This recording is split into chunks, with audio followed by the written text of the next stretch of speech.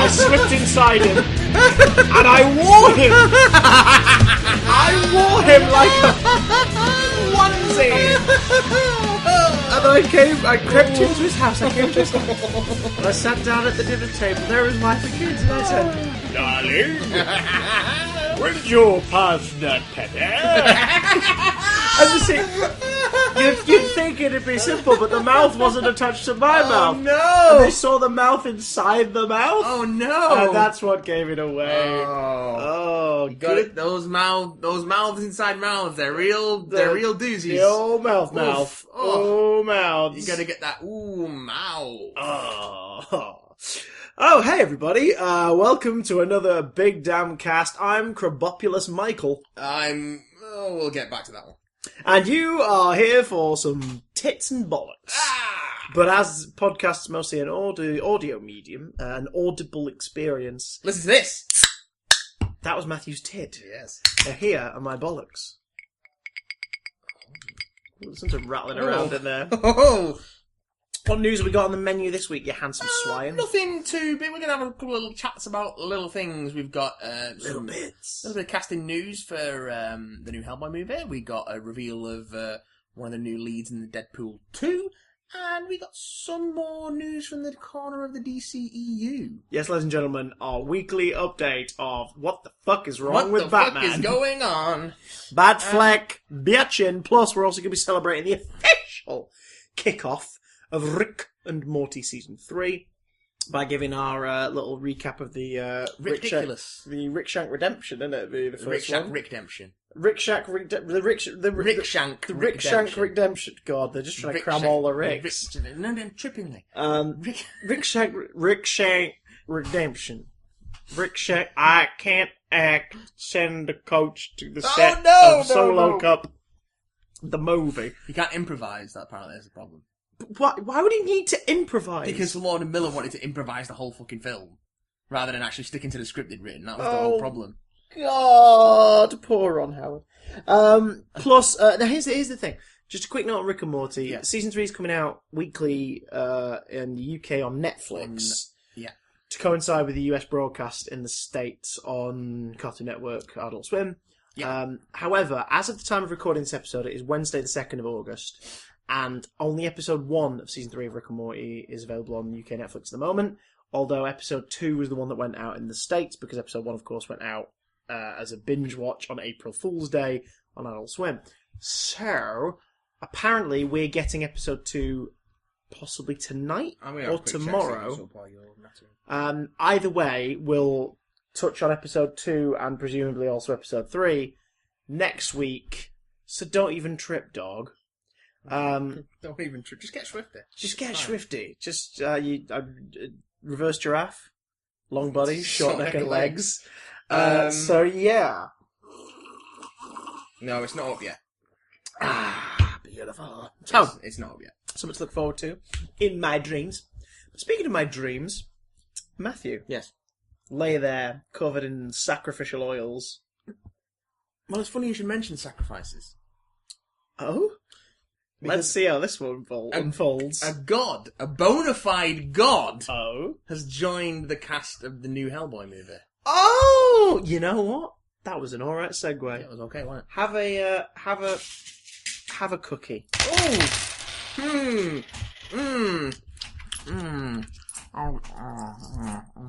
Country.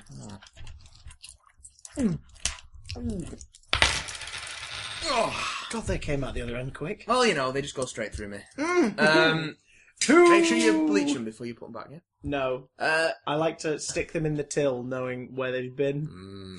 So, back up now, give a brother room. Back up. Hellboy is getting another movie. Yes, we talked about this a little bit. But for context, dear boy. For context? See, Joe Blow out there in the world might have Blow? Clue. Old Joe Blow. Joe Blow! How are you doing, Joe? I've not seen you for years! Well, he's been busy blow, hasn't he? Okay. Joe's been busy on the blow. On the blow. He's been in the blow. Going with the flow, you know? You know? Going with the blow. But Joe Blow, he's only just lifted his head up from his pile of lemon sherbet deluxe. My name is Joe, and I go where the blow B. His boss has turned around to him and said, yeah, that doesn't rhyme. Go away and have a think. See what you can come up with. And as he's gone on his little walk... My name be Joe. Oh God. And I like to get a glow. Right? When I do what I know, Mm-hmm. what to do with the blow. Ah. Where'd you go from here, Joe? Just go with the flow. Oh, damn it. All right, Joe. I like your moxie, kid. You're hired. Now, to make the new Hellboy movie. Yes, which is not a continuation at all, is it? This is a brand, this is a reboot. This is a new Hellboy movie. Possibly called Hellboy. Wasn't there talks of it being maybe called, God, what's the name of the organisation? Oh, I can't remember. The Bureau of... No, it did have a proper subtitle, but I've forgotten it. Okay. Captain Tits. Captain Tits. Hellboy and the Philosopher's Tits. They've got lots of titles to pull from, because there's a lot of Hellboy graphic novels. Harry Boy and the Philosopher's Tits. Good work. Yeah, good work. Thank you. I know what I know, and what I know is blow. Yeah, that's true. Yeah. Twist Okay. ending, guys. Ian McShane. What? Hello? Sorry, I just got an instant erection. What about the wonderful Sulfordian glowing ball of light? Playing you Professor Broom Wait the cocking hell. in the new Hellboy movie. Right, hang on. Professor Broom, for those who be laymen, Yes. or lay women, Lay people. lay peeps, Malay peeps. Malay peeps. Broom is the guy in charge of the organisation, the founder, the guy who finds Hellboy Bureau as a of Paranormal child, Research and Defence, the BPRD. and was previously played in Hellboy and in archive footage and voiceover in Hellboy 2 by By John Hurt. the late great What I Did without choice because I was contracted to do some voiceover. John Hurt, yeah. So, who played it very well. And I remember it being great. celebrated a lot by Hellboy readers as well at the time. People saying that it was an excellent casting choice. So, if you're going to bring that character back, you obviously have to cast strong. But luckily, we're not in like a J.K. Simmons, J. Jonah Jameson scenario here where no one could picture anyone else in the role. You just need to whip out a name. And the name they have whipped out, engraved on their mighty confident cockerel, and unfurled on the table in front of the exec producers. It's a big, thick, weathered Sulfordian dick. Yeah. Old faithful. Ian McShane. Ian McShane. So, he's got a full docket. He's known for being the founder of the McRib. No, he is, yeah. Ian McShane created the McRib. Yeah. It's true. And he is the old in Old MacDonald Had a Farm. Ian's rib. He's as old as time. And has a face that shows every year since it was conceived, not physically, mind, but from before his actual physical conception. If you cut open Ian McShane and count the rings, yeah, you'll have committed murder.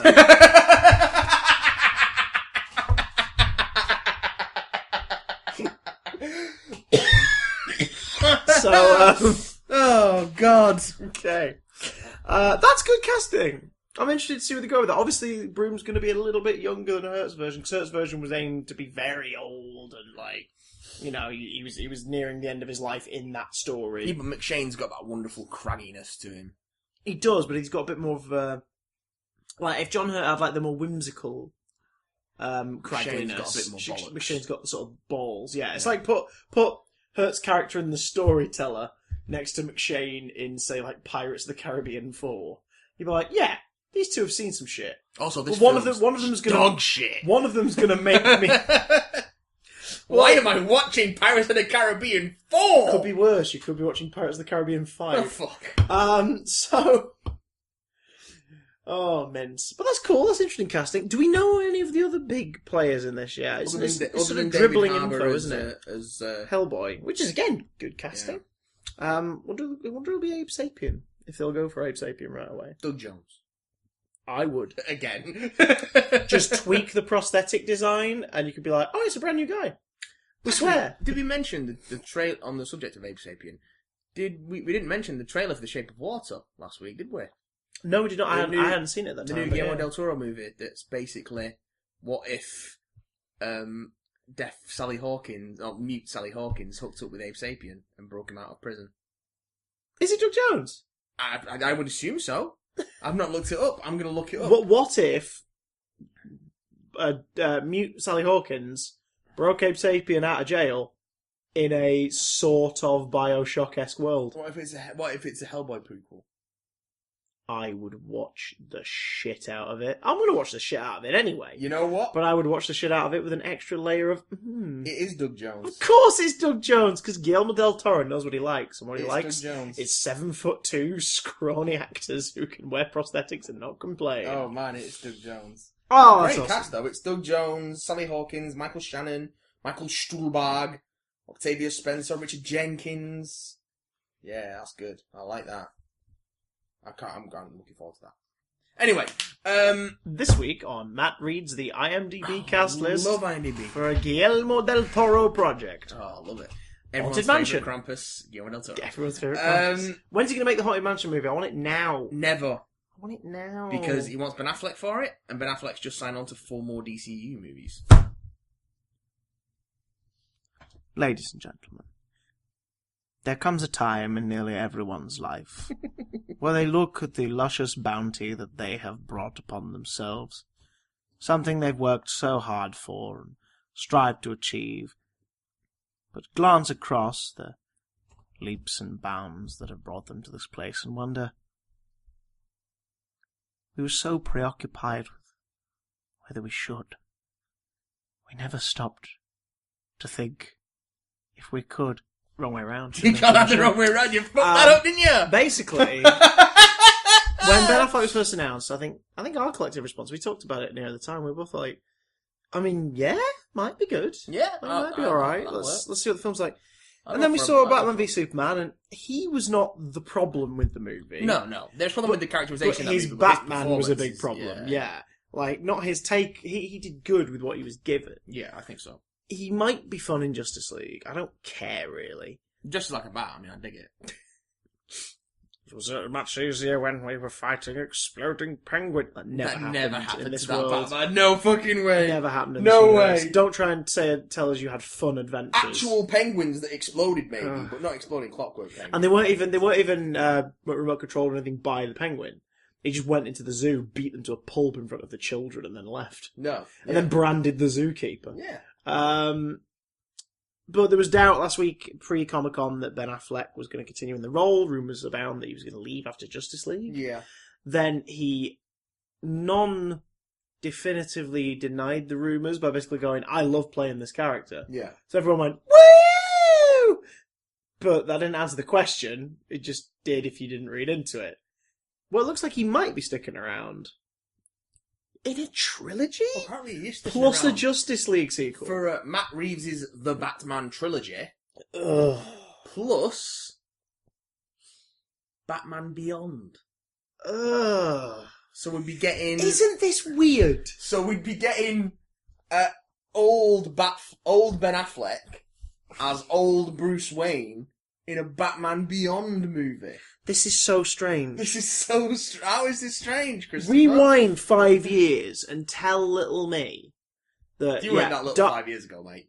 Rewind 5 years and tell me with, like, an inch off his waist. No, I mean, like, you were a full-grown man. You were an adult. Oh, I was 21, but yes. still. Rewind 5 years and say to little old 21-year-old, not as obese me, go back and say to him, Chris, I know you watched Dark Knight Rises. I know you enjoyed it when you went to watch it in the midnight screening, but it was midnight synced up with the US. You were watching it at like 4:30 in the morning. But don't go with Matt for that KFC binge. You will regret it when you're older. Oh God, no! Let's go now. And so will Matt. Let's go now. But I said, I know you've had a week to think about it, and you've realised the Dark Knight Rises ain't that great.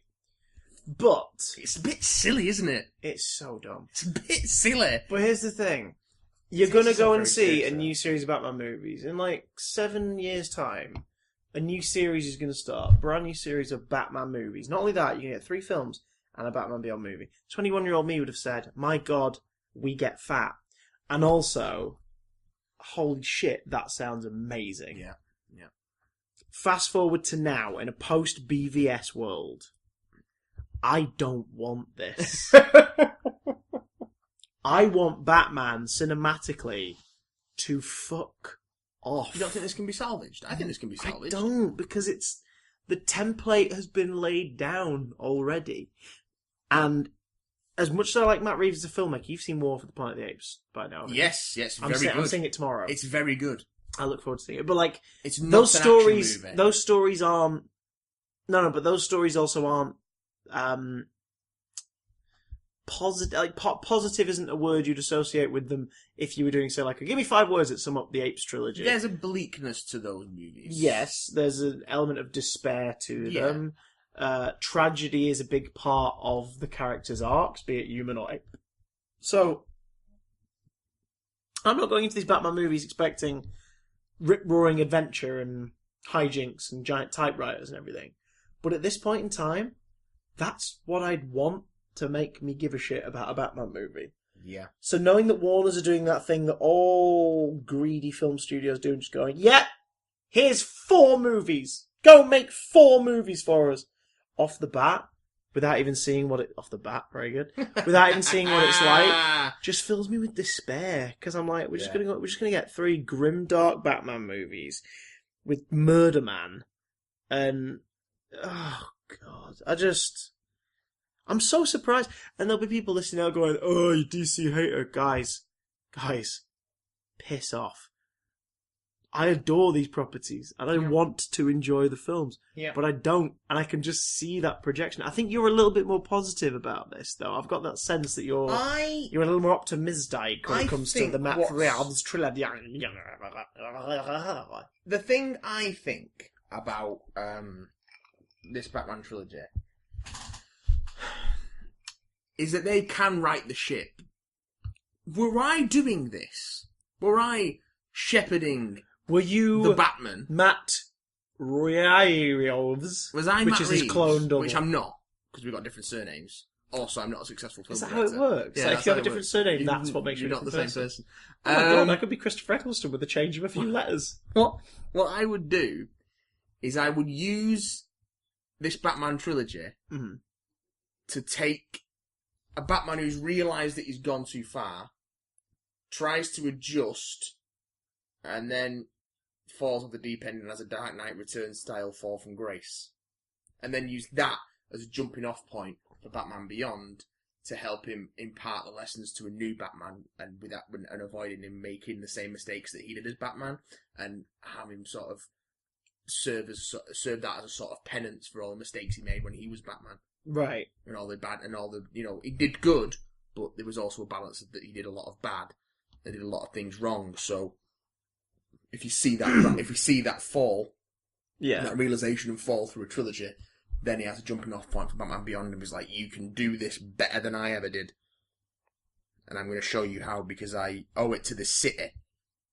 I owe it to these people. Can that shit happen in just the 3rd chapter of this trilogy? And can we just have 2 movies where wacky shit happens? I mean, yeah, that'd be nice, but... Wait, like, he's gone too far, I need to rein it in, so let's have 2 movies where he fights frickin' Mr. Freeze and, like, the Riddler. Like, let's just have some real fun. Like, now's the chance as well for them to take back villains that aren't looked back on fondly because of shit movies and do some cool stuff with them as well. But fuck me sideways. I don't know. I hope it pans out like you're describing, because that would lead to a decent Batman Beyond. Again, Batman Beyond, I don't want to know Batman Beyond's coming. I'd rather be surprised by that. I'd rather in 10 years, and me going, yeah, do you know what? Those 3 Batman movies are pretty solid. Then they go, right, well, we know we said Ben Affleck had retired from the role. Yeah. He's coming back for one more.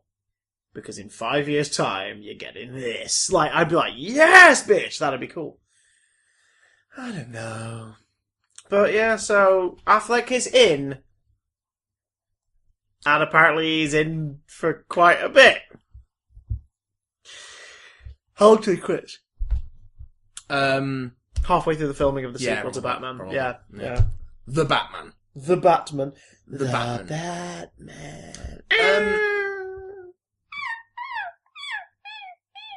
The bats. Today we also got our... Quiet! We also got our first look at one of the new leads for Deadpool. 2! Is it a giant chimichanga? No. Then I refuse to show up, good sir. We got... Until at least the second screening of the opening night. Our first glimpse of Zazie Beetz. Now, before you even say the character, can't her character just be renamed that? That's a fucking great name. And while we're at it, can't every character she ever plays just be called Zazie Beetz? Yes, please. 'Cause what, is it Beetz with a Z at the Yes. end? I want her name. I want to be called Zazie Beetz. She's our Domino. And we now know what she looks like as Domino. She looks the dog's fucking bollocks, mate. She looks amazing. Brilliant. So Domino you're an X-Man. You're an X-Men man. Domino's from X-Men originally, right? Or with the X-Books, certainly. She's from that world. X-Force, I believe. What are her powers? She is a top-level trained hand-to-hand fighter and assassin gunplay person. But, primarily, she has, luck-based powers. Sort of like Longshot. Yes! I can't believe I don't remember Domino's powers, but I remember Longshot. She's not like... She's the three-fingered... Yeah. Well, you know. Did you only have 3 fingers in Ultimate? Oh, I think you might have done. But traditionally, she's usually in like a sort of like catsuit / combat suit. Yeah, yeah. She's got like pale white skin with a big black. She's pure white with a black spot over one of her eyes, like a Dalmatian. Yeah. And she's usually seen wielding some form of firearm or two. She has enhanced reflexes and agility with subconscious telekinetic probability manipulation. So it's sort of luck power in that she can tweak things without really realising it. She gives herself good luck and her opponent's bad luck, basically. Okay. I'm down with her. She's in Deadpool. Deadpool 2. Don't know whose side she is yet. I guess we'll find out in the story. But she's played by... Zazie Beetz! And they've sort of... So, Zazie Beetz is... She looks like she's mixed race. Mm-hmm. So... She's not Caucasian. Yeah. I'm not sure of let me... Again, what's her exact ethnicity? She is... Dingle, ga-dingle, dingle, dingle, ding, doo. Not that it matters, but just in the interest of... what do we call it? Of accuracy. Yeah. We are nothing if not inaccurate. I mean, accurate. Damn it! She's German born. Oh. Wait, that's so Zazie Beetz is a German name? I guess so. That is amazing! Yeah. Zazie Beetz. Yeah, when you say it with a German accent, it sounds more aggressive and frightening. But basically, what they've done is they've made her spot pure white. Yeah. So it looks like vitiligo. Which is great! Like a pigmentation thing, which is really, I think it's a really smart way of doing that, of making that character look really cool. And also her eyes are a different colour. Yeah. So I think it's a really smart way of making characters look doing that with the skin as well would be a genius idea, because again, it's just sort of something where, and you know, there should never be your main driving force between a creative choice, but happy benefits, obviously. Like, people with that condition could be like, oh shit, there's a superhero who's badass who's got that as well. That is cool. Plus she's keeping her original hair, because Domino usually sort of has like short, like slick, dark straight hair. black hair, yeah. She has got a big, floofy afro on her head, which just makes her sort of, in the promo image especially, kind of gives off that Misty Knight kind of vibe, you know, in the comics, which I think is really cool. She sort of looks kind of funky. Mostly because it looks like she's packing a shit ton of attitude. Oh yeah. In the promo image, which Ryan Reynolds tweeted out. So during Deadpool's promo, there's that wonderful image of him just lay like kinkily by the fire. One of the main promo images of that advertising campaign. Just chilling out, being like, "Hey, like ladies," in his all over bodysuit covering his mutated face. And in the new promo image, he's not on a bearskin rug. She is lay on a clearly skinned, if not flattened, Deadpool. That is a badass promo image. Yeah, it's really cool. So, I'm excited about this. I don't know too much about the character. I just know what I've seen in the occasional bit of X content, and I'm looking forward to seeing what Zazie Beetz does with the character. That's such a cool name. She looks so cool.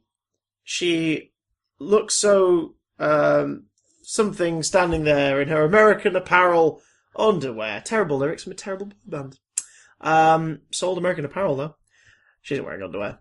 But I am. And it's a good thing, too, because this week I shit myself with excitement. And you don't want to do that naked. No. When we found out... Oh, maybe you do. Depends where you are. Backdoor bukkake. Last week we found out for definite that Rick and Morty had a home in the UK for its new season broadcast. Yes. We knew that it was going to be coming out from the 30th of July. July. It's July this month, mate. Well, it's Oh, August God, now. Is it? Does it have to be? It's August now. We found out, we were August like, now, oh, no, Christopher. I know I don't like it. Jesus. We found out, we were like, oh my God, so great, it's coming out like in a couple of weeks. And then last week, it was official. Netflix UK will be the broadcasting home for Rick and Morty Season 3. Now, to reiterate, Yeah. Episode 2 of it has not gone onto Netflix at the time of recording. But Episode 1 certainly has. Now, we saw the Rick Shank Rick Redemption earlier in the year, so we'll talk about that in a moment. Because, welcome to a new weekly segment, Mother Lumpers. Mother Lumpers. We're going to be following Rick and Morty to the ends of the multiverse and beyond. This is the Weekly Squanch. The weekly squanch! So, to start us off, where the hell did you discover Rick and Morty? My girlfriend. And where the hell did she discover Rick and Morty? I have no idea. And where the hell did No Idea discover Rick and Morty? No idea. So what happened the first time she showed it to you? We were on a coach on a little getaway, and she had basically the whole first season on her iPhone, and we watched like 5 episodes in a row, and it was fucking awesome. So just like headphone in each, just like it's so good. What? Just like, are you gonna watch this thing? You're like, what the hell is this? She'd been talking to me about it, and I was like, oh yeah, I'll check it out. And then we finally had the chance for her to just show it to me. Oh my God, it's so good. It's basically, for those of you who don't know Rick and Morty, it's Morty is a 14-year-old boy from a seemingly normal suburban family, mum, dad, older sister, and his crazy grandpa Rick, who is an insane inventor and mad genius alcoholic who has a flying car made out of garbage and a portal gun that can take him to other dimensions and basically all manner of weird science contraptions. And Morty gets dragged along on weird adventures with Rick. I think it started off as a Back to the Future parody. There's a cartoon short, Yeah. that was basically about drunken Doc Brown and Doc and Marty. and Marty, which is Rick and Morty. Yeah. Like it's almost it's literally just like a couple of letters changed. For them. Morty bears a little resemblance to Marty McFly, but Rick is basically an alcoholic, violent Doc Brown. Yeah, basically. Basically. Like if Doc Brown wasn't this whimsical dude. Alcoholic. They're also related, so them hanging out in malls Is at less like creepy. 11:30 PM at night is less creepy. Well, he's an alcoholic, violent, sociopathic, sexually deviant, addict. He's a criminal on the run from the Galactic Federation. He's seen some dark shit. He's pulled the trigger on some dark seen shit. some things. Like, he'd wipe out a species if it meant he could, like, just get the last frickin' Klondike bar. Like, what would you do for a Klondike bar? Commit genocide. Commit genocide. Like, he wouldn't give a shit, because his excuse would be, well, they're alive in another universe, so it's fine. It's okay. Besides, I'm hungry. Give me the bar. Would you commit multiversal genocide for a Klondike bar? Fuck yeah! So, you binge watched a bunch on the coach. Yeah, and then it's just been heavy rotation ever since. When season 2 came out, we watched that as it came out, and yeah. You brought it to me. We brought it to you. I think with you brought a hard drive over for something else, and Yeah. then while you were there, I think they brought it over for Lou to get something, and then I think so. I think it was Simpsons, wasn't it? And she has a bunch of Simpsons episodes. She had a bunch of things. I think it was before the fire. Yeah, So it's ominous for everybody at home. yeah. So you then went. By the way, put Rick and Morty on. Oh yeah. I was like, all right. We just watched the pilot. I turned my PS3 on. I put Rick and Morty. Yeah, I think you showed us the pilot. I watched it. I just went, holy shit! It blows your mind. Oh my god! Because the pilot is probably the most straightforward episode of the show. Yeah. It's basically just like Rick steals Morty. Like Beth and Jerry, Morty's mum and dad, are a bit annoyed that he's spending so much time with Rick and that he's apparently like missed school a couple times because of adventures. So they basically see it grounded. and Rick manages to sneak Morty away for one more adventure into a multiverse, into a universe where they need to get hold of some mega seeds. Because if they get hold of the mega seeds, it'll have something to do with proving that it's okay that he can go on adventures or whatever. And then, like, chaos ensues all the way. Like, Morty breaks his legs because he doesn't switch on these anti-grav boots. Where does he have to hide the mega seeds? Where does he have to? Right up his ass. Right up there. Because Rick's already, like, Rick describes as, like, he's had to carry stuff before. Like, he's got no sort of grip left. He's loose. And these seeds are, like, the size of a small American football. Like, the kind of American football you'd give to kindergartners to practice with. And then they go through security and they get apprehended. It's a chase through the airport and all this stuff. Like, it's mental. Meanwhile, if I remember correctly, there's not much of a subplot in that one with Beth, Jerry, and Summer. I think it's just sort of simple at home. Yeah, they don't it's really... them chasing up with the teachers, trying to find out more about Morty skiving school. They don't really start to dwell on Beth and Jerry and Summer until the second half of the first season. Yeah, I mean, they get good episodes, like, good plots in the first half, but yeah. And then the second season it's when we cross to a different universe. Yes. Yeah. But, like, that's the plot of episode 1. We watched it, and I was like, this is the most mental, uncomfortable, kind of dark, funny shit. Darkly funny. Certain weird, episodes strange. push how dark it is. So, that episode was great, and I was like, right, cool, yeah, let's do it. And I put the whole season on my PS3. It's had to go since, because of freaking, like, PlayStation Plus games that I was playing. But also it's all on Netflix now, so... Wubba lubba motherfucking dub. Yeah. So, that was how I got into it. And what Lucy and I did was we watched, like, another 2 that night. And then over the course of the next night and a bit, we binged the rest. Because it's 11 episodes in season 1. Like, we binged the rest. Yeah, because it's pilot, then an order of 10. Of course. Because the first proper episode is the one with Snowball. Yeah, 11 in season 1, 10 in season 2. Where are my testicles, Summer? They were removed. Where had they gone? Let's touch on some favourite eps. I think we'll probably do a full episode on this at some point, but like, what sort of ones stand out to you?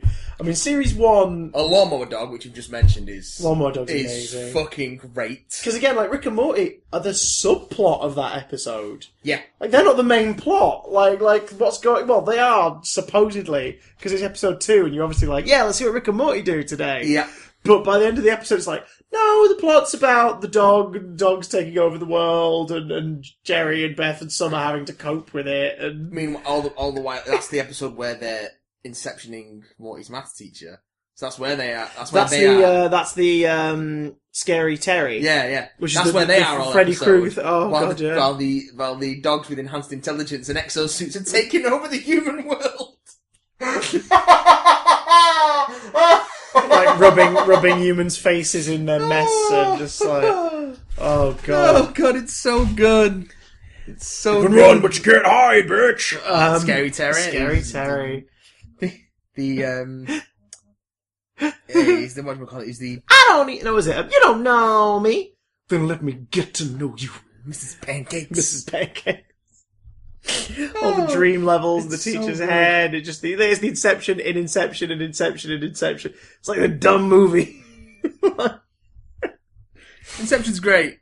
Oh god, that's great. But like, nothing is safe from a good mocking as well. God, by the way, episode 3 is a big standout for me. That's the one with Meeseeks. No, that's Anatomy Park's episode 3. Oh, episode 3 is Anatomy Park. Meeseeks and Destroy is episode 5. Episode 5. Oh god, what's 4? M. Night Shyamalan's. It's the one with the David Cross alien. A simulation inside a simulation. My man. Yeah. So good. Okay, the Meeseeks episode is one of my favourites because. Not because of the Meeseeks plot, although I love the Meeseeks because that's the subplot. But that's like they've all got Beth, Jerry, and some have problems, and Rick is like, right, while I'm gone, press this box, a Meeseeks box. You press it, a Meeseeks appears. You tell him what you need help with. He helps you out, and then he goes away. He disappears. So Beth's like, I need to have a psychological talk about my unhappiness in my marriage. Yeah, I want to feel more complete. Yeah, and the Meeseeks helps and disappears. Someone wants to be more popular at school. The Meeseeks helps and it disappears. Jerry just wants to take 2 strokes off his golf game. And it ain't working. And he ain't listening. And he's getting too stressed. So the Meeseeks calls on the help of another Meeseeks, who also can't help. Who also can't help with that. And by like the next day, there's about 50 of the fuckers in the living room. A small army of Meeseeks growing who just can't take those 2 strokes off Jerry's golf game, and they're not usually alive for this long. Existence is pain to a Meeseeks. The Meeseeks is to live, solve a problem, and then to die, and that's what they want to. That's what they're born to do. That's what they want to do. That's what they're happy to do. So when Jerry gives up and he's like, "Great, one of you has basically talked my wife into possibly divorcing me. I'm going to go on a date and try and make things better." The Meeseeks go insane, track him down, and take hostage like the chefs and patrons of the restaurant, and violently demand Jerry's death, because that's the only thing they can think of to get rid of their own existence, is to kill Jerry, and then there's no one for the task to be completed to, and then they'll all die. They don't know if it's going to work, but they'll damn well try it. But the main plot is the darkest one in the show for my money. Because it isn't until a certain moment. The Rick and Morty story... Yes. Is Morty's getting bored of Rick putting him in danger, so Morty wants to choose the adventure. And Rick's like, no, that's not how it works. And Morty's like, right, okay, I'll choose this adventure, and if this adventure isn't good, then I never get to pick one again. But if we have a good time, I get to pick, like, every 5th adventure. Rick's like, okay, fine. So they go into full-on adventure territory. They go to, like, a poverty-stricken village in a kingdom, and the giant is taking all of their food and livestock. So they scale a frickin' beanstalk, and they go up steps. They go to the giant's castle, and they accidentally kill the giant. And the wife finds them, and they get trapped, and the giant police get called on them. Next thing you know, they're in giant court, which is great, because essentially they've murdered a giant. Eventually a giant lawyer rocks up and, like, is their defense, and, like, works out a clause and gets them out of it. They're set free. They've got to go down the steps. Halfway down these giant steps, they found a tavern, and they got to stop off for a drink. And Rick's basically like, "Look, your adventure sucked, Morty. Like, we're done." And Morty's like, "No, we're going to find something. There's always adventure here, and this, that, and the other." While Rick finally gets acclimatized and starts drinking and playing games with everybody, Morty goes to the bathroom and is stressed and has a heart to heart with this round, like, blobby guy who's washing his hands. And then the guy starts rubbing his shoulders. And then he starts to force himself upon him. Yeah. And we basically get a near sexual assault scene. Like, well, it is a sexual assault scene. Yeah. But, like, it nearly obviously goes to a very, very dark place where you're like, no, don't do this show. Don't do this. Luckily it doesn't. You get the brilliant moment of Morty just beating the shit out the guy with the, like, trapping his head in the toilet and beating him with the toilet lid. And then he leaves, and suddenly the episode isn't so funny anymore. It's just really upsetting. Yeah. That was when I was like, the balls on these guys. Oh my god. And then, of course, you get a payoff. Like, you get the payoff. It's one of those rare moments where you notice that Rick actually does care about his grandson. And then you get the nice payoff at the end where Rick freaking shoots the guy when they arrive at the town, because they find out he's the king of the village. And then the post-credit scene is the statue of King Jellybean, and one of the, like, put up in his memory, and one of his, like, staff members or whatever has found a box full of essentially child pornography. Yep. And the other guy, like, burns it or whatever, and he's like, no, like, we can't tell the people, like, they need to remember the king that inspired them, not the monster that he really was. And you're like, what is this show? Well, you find out exactly how dark this show can get with the next episode. God. Is that the It's Rick Potion number 9. The Cronenberg? Yeah. Oh my god! Is that one of your faves from series 1? Because that is a pretty solid. It's not episode. my favourite. It's the classic. Series It's the 1, classic love potion storyline, basically. Like Morty has Rick put together a love potion so that, like, Jessica, the girl at his school, will. It's not like outright love. It's sort of like, she'll find me a bit more attractive. She'll talk to me. No, it's a love potion. A straight up love potion. It's a straight up love potion. Yeah. I am what you call Jessica's feet. Jessica's feet. Skipping ahead there. Fair enough. Oh god, that's so fun. Yeah, the love potion, unfortunately, like, uses some DNA from a praying mantis. Yeah. And it starts to turn people into mutated praying mantis creatures. Because it turns out someone has the flu. Yeah, and it mixes with the love potion. And that's no good. As the flu-hating rapper tells us. He's the flu-hating rapper. Yeah, that gets pretty dark. Yeah. Especially when everyone at the school dance starts to sort of they're not mutating yet, but they're all obviously starting to fall creepily in love with Morty. I Love Morty, and I hope Morty loves me. I want to wrap my arms around him and feel him inside me. And you're like, oh my god! Yeah. So they get the hell out of there, and Rick tries to make it better by changing the formula. What does your son smell like? Oh god! Because Beth, Jerry, and Summer are unaffected because they're like direct blood relatives. It's not happening to them, so they're having to fight their way out of a world of increasingly mutating people who basically want to have sex with and then eat Morty. So it's just freaky as hell. And then it gets dark because the episode ends with them arriving in a dimension where they just died. Like, they just escape. They leave to a dimension where Rick and Morty in that dimension have just blown themselves to death. Like, with explosion in the garage. They bury the bodies, replace them, sit back down, and they just sit down to breakfast, isn't it? And Rick just immediately slips into routine of like, da-da-da, eating cereal. And Morty's just sat there staring into the abyss. Yeah. As he eats breakfast with a family he doesn't really know, because he's not lived in this dimension. This dimension is apparently exactly the same. Exactly the same up until the point where they died. Yeah. And it's like, oh god. And that was what was brilliant, because that was the thing that gave the show its first hint that there was continuity in Rick and Morty. Because it's 22 minutes of daft sci-fi adventures and, animated comedy. Yeah. And then a few episodes later, in probably the standout episode of Series 1, let's be perfectly honest, which is, God, what's it called? It's one is it? The first interdimensional cable episode. Rick's yeah, hands down my favourite episode of Season 1. The standout episode so of the series. Good. You get that revelation toward the end where Summer, believes that she shouldn't exist, that she was an accident and everything, because in other dimensions, she's not there. There's a lot of other There's dimensions one where they're notes playing somewhere, Yahtzee, and that's it. And now everyone we're playing seems Shoots and depressed. Ladders. Yeah.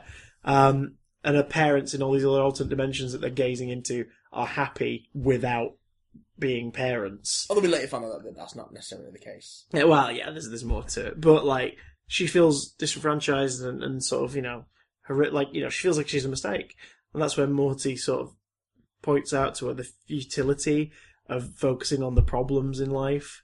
And you should just focus on the things you can do and the things that make you happy. Because every morning he eats breakfast staring at his own grave.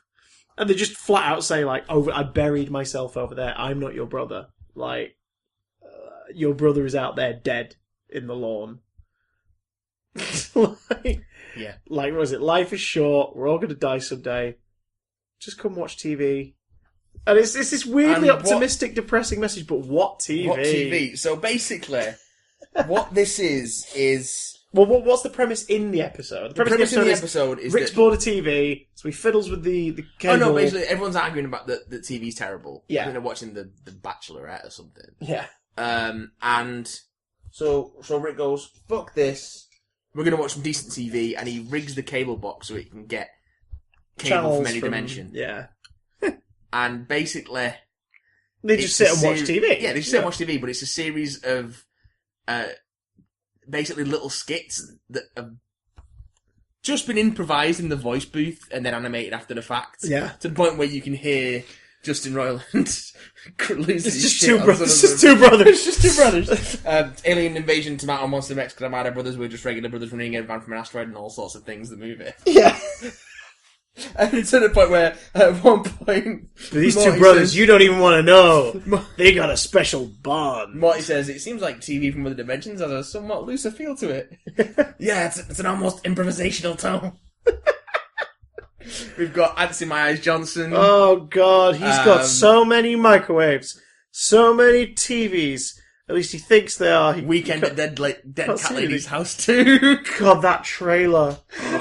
That trailer's horrific. But because everyone doesn't want to watch that, he gives a headset to... Because they're flicking through and they see that Jerry is in one of the actor. dimensions, Jerry's a big actor. And he's in that universe's version Hollywood. of Cloud Atlas. Yeah. He's that universe's Tom the Hanks, big basically. true. It's like, no. So he gives Summer, Beth and Jerry it's like a viewfinder, and like a VR set. So they can watch themselves in other universes and indulge in the narcissism, and that's what sends them off the deep end, because, like you say, she finds out she's not around in 90% of the dimensions. Yeah. And in the one she is in, her parents are unhappy. But yeah, it's just wonderful. I mean, Christ, what else? You got the Turbulent Juice, Strawberry Strawberry Smiggles. Manly Men are coming. The Strawberry Schmickles. The Fake Doors store. Fake Door. Oh my god! The official car of Mr. Sneezy 3D.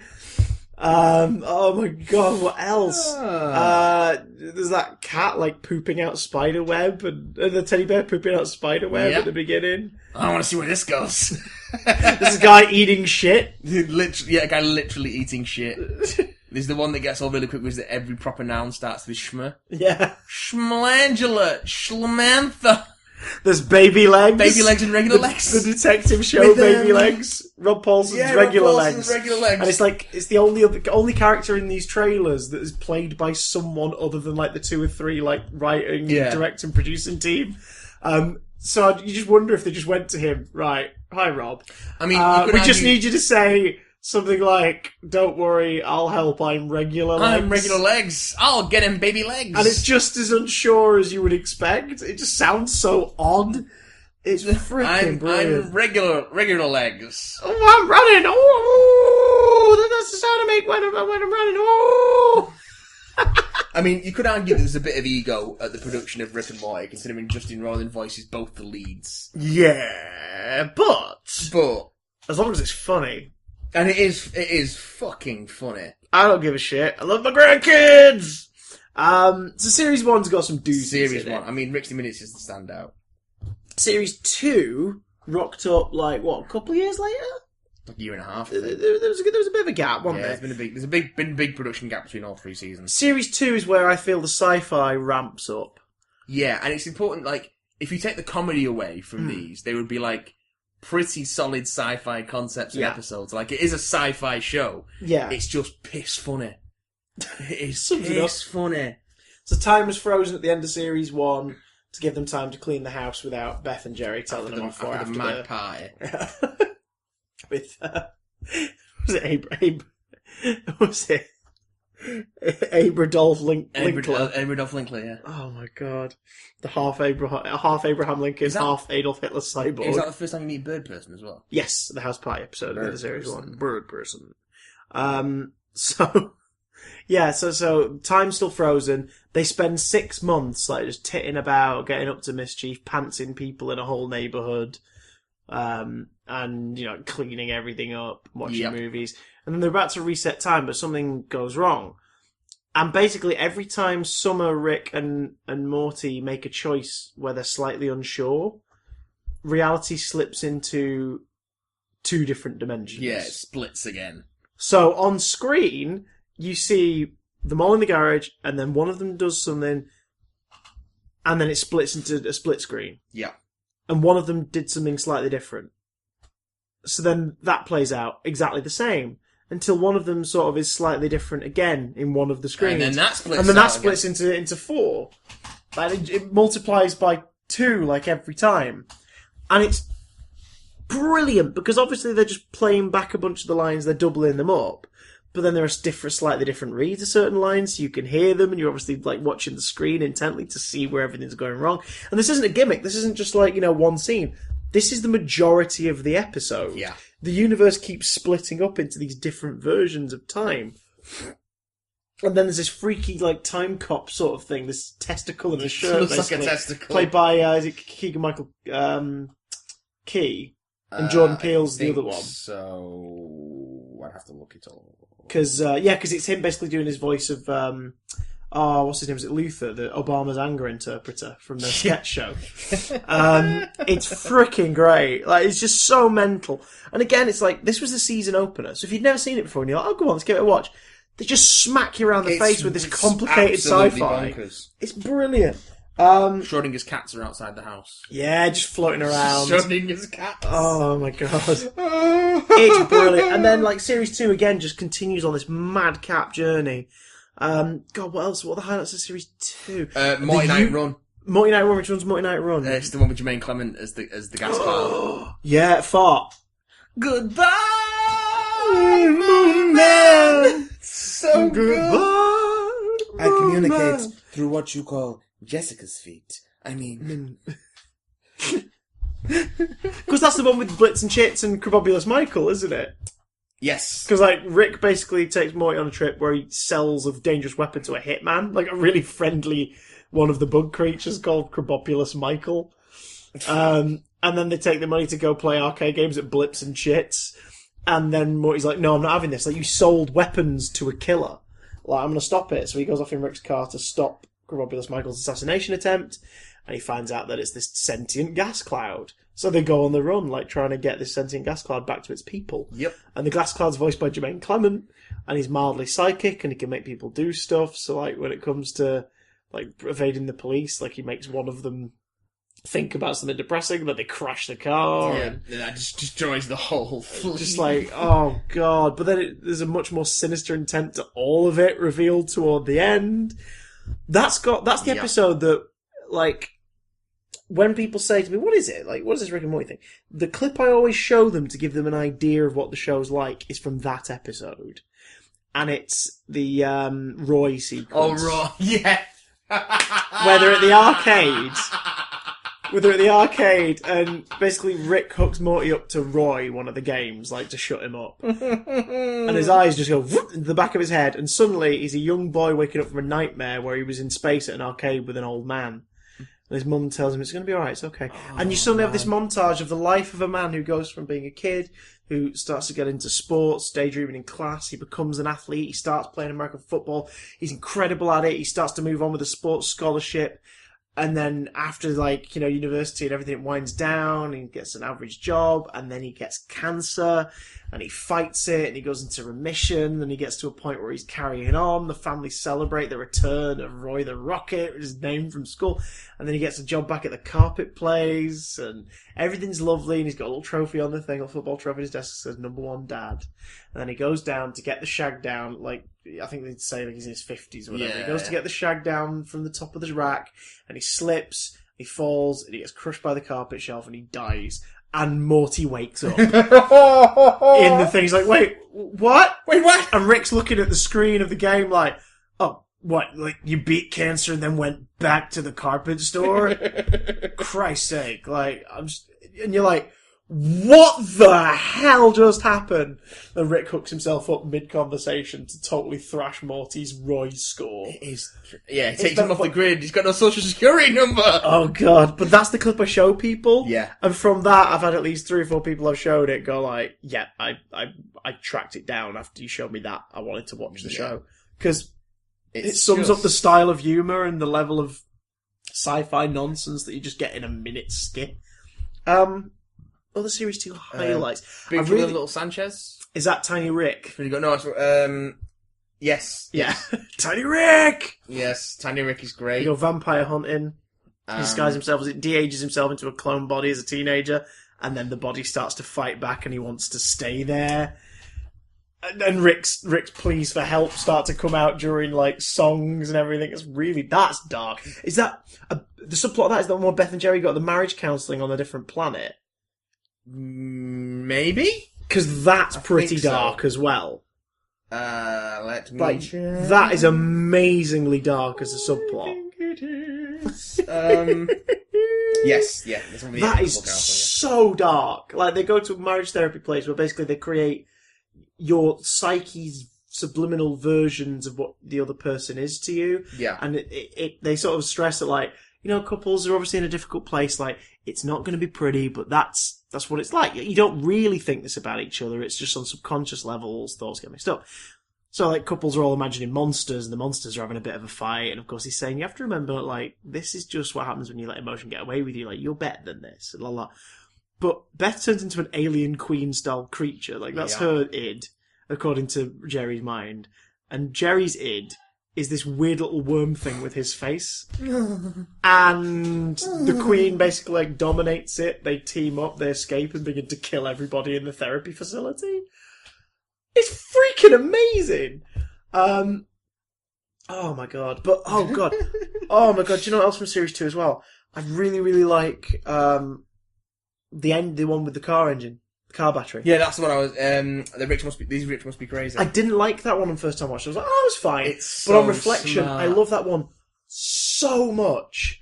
so much, because that's the one with, like, I mean, oh god, Beth and Jerry aren't in that one, are they? I don't think. No. That's the one where the main plot is the battery runs out in the flying car in one of the dimensions they're in. A dimension where it has the best ice cream in the world, like in the multiverse. But there are brain spiders. Yeah, there are giant spiders that telekinetically, like, can take over people's brains and are at war with mankind. Yeah. So, you know, you've got to take the rough with the smooth. Yeah. But the car battery... And they've just gone to see Ball Fondlers, the movie. Yes. Also. Again, one of the few things that does recur completely throughout the entire show is Ball Fondlers. Is great. Originated in the Cable episode. Yes. And Rick's like, right, we need to fix the battery. And Morty's like, we'll just recharge it, whatever. And just before they leave, Rick says to the car, it says, keep Summer safe. And it's like, understood, keep Summer safe. And then Rick and Morty teleport into the battery. Because inside the battery is a microverse, which is full of a race of people who Rick created, came to them one day as an alien god, and told them that to create power for themselves, they need to all take part in, like, this regular sort of thing. I can't remember what they call it, but, like, it's like this thing they do with machines or whatever. It's like their daily task. It's like a pressure plate that he's stepping down on. Yeah. And it powers their city. Yeah. And they're all completely happy. And they're all having a wonderful... It's like a utopia. That's the one thing they have to do. And Rick is the alien that gave them this wonderful technology, as far as I can say. Like, he just sticks dealy boppers on and goes down and visits them. Google boxes. That's it. But they've stopped doing it because they've found a way to create their own energy source now without having to do any of the work. Because their top scientist has created a teeny-verse where he's created a universe in which he visits it, gives them all a form of power. And then he takes So, of course, Rick is trying to find a way to sabotage it or put doubt in their mind whilst finding out about this for the first time. Because he's like, hang on. Like, there's now a chain, and I'm the only one not benefiting. But the dimension inside that dimension has now started to discover its own form of power by creating an even smaller Because verse. time accelerates the further you go down. Oh my god. So basically, it descends into the last scientist realising that he's not real. Like, he's been created just for this purpose. Yeah. And killing himself. Leaving Rick, Morty, and what's the other scientist called? Zeep. So they're stranded. From the first microverse, stranded in the teenyverse. Yeah. And they're screwed, so they obviously have to try and possibly find a way back to the main city, because they're, like, far out from the civilization. They're in the other universe. They've got to get out of that universe back into the bigger one. Yeah. But it's, of course, two very smart, like, scientists. Two very smart, angry, violent scientists. Yeah. Realising that they're both at each other's mercy, so they're just trying to outdo each other and screw the other one over and piss them off. But add to that the fact that Zeke realises even he was created just to do this, so he's like got a vendetta against Rick now at this point. Plus, add to that the fact that Zeke's voiced by Stephen Colbert, so you've just got them like proper going at each other, but it's funny the whole time. It's mental, but the subplot of Summer trapped in the car, and the car finding various ways to defend her. Because at first it's like a drunk guy bangs on the window. Yeah, and it cubes him. And then another guy comes over, like, so what the hell did you just do? You were just asking for change, or whatever. She's like, don't kill, don't use lethal force. So the car's like, alright, don't use lethal force. It paralyses the guy from the waist down. Yep. It's like the police surround the car, so someone keeps pleading with the car not to do anything deadly, so it releases a gestation pod. Like, it reads the minds of, like, the chief of police. Then it releases a gestation pod, which births a small version of his child who died, like, a year prior in a big shootout or something. I don't think they didn't mention it. It mentions in the clipping somewhere. I can't remember how, but like, this kid is gone. Like, there's no way this kid can be around. This kid comes out, the officer's like, hold your fire! And he's like, oh my god. He like, walks over to him, he's hugging him, and he's like, leave the car alone, Daddy. What? Leave the car alone. And he just starts to melt. Yeah. And then the car's like, I can give life, and I can take life away. It's just like, someone's just rocking back and forth inside it. But by the time Rick and Morty get out of Zeep's universe, the car has, like, resorted to every non-lethal means possible. Like, Summer's told it to do this, not do this, not do that, not do that. Then eventually, it keeps Summer safe by solving the world conflict between the humanoids, peace treaty between the humanoids and the psychic spiders. The brain spiders. It's like, what is it? And then they finally go to enjoy the best ice cream in the universe, and it's got flies in it because it's created for everybody to enjoy. It's so good. It's great. There's a second interdimensional cable. Not as funny as the first one. Like, it's still funny. It does have an... How did it get here? How did she get there? Yeah, maybe don't stand by that coffee machine. The subplot of that one's my favourite part, though. Jerry's heart would be a perfect... No, Jerry's penis. Jerry's, you know, so yeah, it's, what's the name of the Shrimply Pibbles? Yeah. Is like this giant, he's like a Nelson Mandela-esque figure in the galaxy. Voiced by Werner Herzog. Voiced by Werner Herzog. I'm Mr. So-and-so Dick. Basically he's dying, his heart's giving out, and the only thing that they can replace it with, to guarantee his prolonged life, is an organ exactly like it, which is, funnily enough, exactly like the human adult penis. So they asked Jerry if, like, right, we fixed you, like, because he came in unwell. They said, like, would you give your penis to Shrimply Pibbles? We'll give you a replacement. Yeah, like, we'll give you a replacement. You won't necessarily work, it won't feel the same, but it'll function exactly the same, and we'll let your wife look over the catalogue. And Beth's like, of course you're not going to cut, and then she sees what they can do, and she's like, oh. I mean, you know, maybe don't rush this thought or anything, Jerry, but like, he is going to die if you don't help him out. Because obviously Jerry's like, yes, I'll do it, but he's too proud to say no. He's like, yes, I'll do it. But then obviously he's like, what the fuck have I committed to? So he hopes Beth will talk them out of it. Be like, we make every decision together. If she says, no, I'm sorry, guys, I can't do it. Then of course she's like, yeah, do it. And realises what he's doing, so sort of like challenges him. It becomes so weird. God, what else in Series 2? I'm probably off the top of my... Total Recall. The brain parasite one. Yes. Yeah. I think that might be the best episode of the show. Maybe. On its own, like that. Just Total Recall is... They're sitting down to breakfast one morning. You know, like Beth, Jerry, Summer, Morty, and Jerry's brother. Whatever he's called. Then Rick just comes in, shoots Jerry's brother point blank in the head. Yeah. And he turns into a wriggly... His cousin something... No, cousin's the next one. Cousin Vinny's the next one. And it turns into a parasite and wriggles all over the place. And we're like, what the hell did you do? You killed him! And it's like, he wasn't real. Like, I know what these are, like, someone's I think he implies that Summer dragged them back on a shoe. Like, dragged an infant parasite on a shoe back from an adventure or something. Yeah. The idea is that these parasites get into your home, and they survive by making you think they've always been there. Like, they give off a pheromone that makes you just instantly be like, oh yeah, like, yeah, of course, yeah.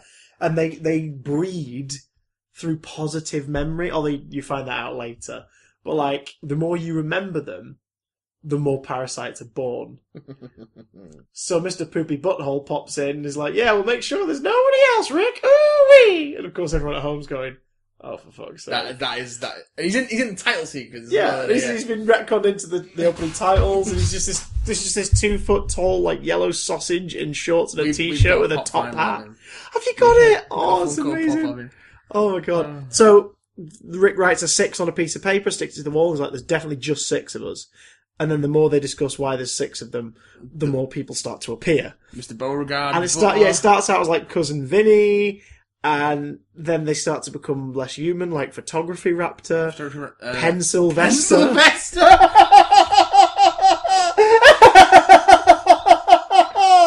Ghost in a Jar. Hammer Eye.